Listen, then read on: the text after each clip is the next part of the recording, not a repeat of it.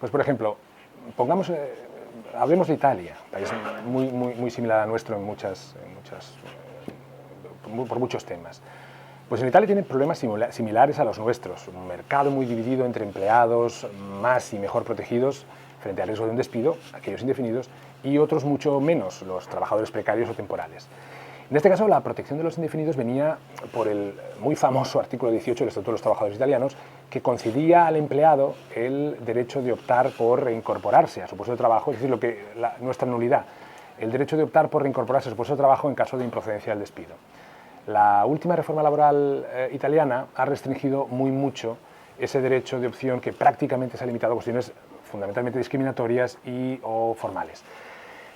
También es importante, la última reforma establecida por el gobierno de Matteo Renzi ha establecido una serie de limitaciones, es importante indicarlo, a las duraciones máximas de los contratos temporales, concretamente son 36 meses, o ha establecido cupos porcentuales máximos del 20% sobre el total de la plantilla de la empresa para formalizar contratos temporales. Y especialmente, y esto es una modificación importante que podríamos estudiar, es el denominado contrato único de garantías crecientes, como lo denominan ellos, es decir, una indemnización creciente por año trabajado, si bien durante los 3 primeros años de trabajo el empleado está en una especie de periodo probatorio. Con todo ello, es importante indicar, no hay soluciones mágicas, pero lo que sí que hay son datos.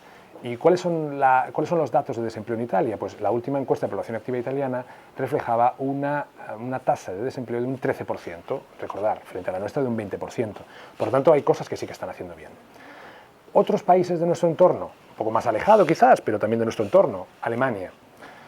El país de la señora Merkel le han funcionado muy bien los denominados minijobs no inventados por la señora Merkel, sino que ya funcionaban desde el año 2003, se anticiparon a la crisis Alemania, ya en previsión de lo que podía venir, efectuaron modificaciones estructurales muy importantes.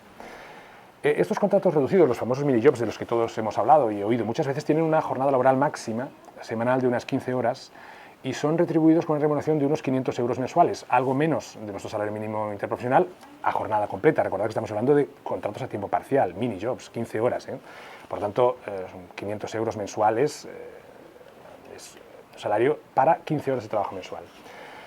Pues bien, estos mini-jobs son los que se han utilizado en sectores donde más ha sacudido la crisis al tener o exigir poca cualificación profesional. Por ejemplo, se han utilizado en sectores como la hostelería, en la construcción, en la limpieza, en servicios generales. Y fundamentalmente, ¿quién ha venido utilizando este tipo de contratación, estos mini-jobs? Pues jóvenes, mujeres o incluso pues, destinatarios, incluso, por ejemplo, trabajadores de más de 45 años.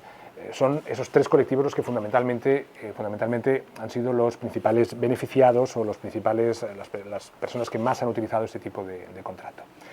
Obviamente existen detractores acérrimos de esta modalidad contractual por entender que con ellos pues, exclusivamente se está gestionando, por así decir, la miseria. Pero la realidad, y aquí volvemos a ir al dato frío, si se quiere, pero dato, es que la tasa de desempleo en Alemania es de un 5%, es decir, prácticamente plena ocupación.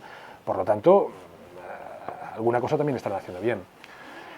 Hemos hablado de Italia, hemos hablado de Alemania, nos vamos a un ejemplo mucho más salvaje, si se me permite, ya termino con ejemplos más o menos cercanos en el ámbito europeo. Pues, ¿qué sucede en el Reino Unido? Si bien no creo que sea el camino a seguir, pero es necesario conocerlo, concretamente en el Reino Unido existe lo que se denomina los Zero Hours Contracts o el Casual Contract, lo que permite a las empresas contratar a trabajadores para necesidades puntuales y, lo que es importante, es sin una jornada laboral fija y concreta, abonando exclusivamente las horas necesitadas. Podemos decir prácticamente que es un puro y duro contrato a la carta. Es decir, solo se paga cuando te necesito, sin estipular tan siquiera una jornada laboral mínima o un horario de referencia.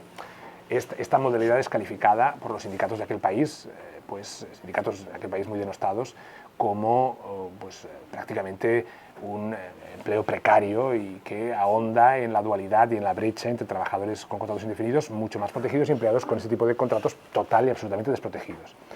La desigualdad realmente laboral que ello ha generado, por eso digo que quizás no sea o quizás no es el ejemplo a seguir, pero realmente hay que saberlo, la desigualdad que ello ha generado es incluso superior o mayor que en España. No obstante, lo que también hay que decir es que es cierto y no podemos negar que la tasa de desempleo con este modelo contractual en Inglaterra se sitúa prácticamente igual que en Alemania. Es decir, la última encuesta de población activa en Inglaterra, en el Reino Unido, mejor dicho, se sitúa en un 6% del total de la población activa. Hemos visto 3 ejemplos, hay muchos más. También está el ejemplo de la flexibilidad en los países escandinavos, Dinamarca, Suecia, Finlandia. Hay que profundizar, hay que efectuar un estudio comparado de normativas laborales de otros países, porque en todos aquellos en que el paro está en los porcentajes indicados, algo estarán haciendo bien. Nosotros, lamentablemente, con este 20% o ese 50% en desempleo juvenil, realmente hay cosas que estamos haciendo muy mal.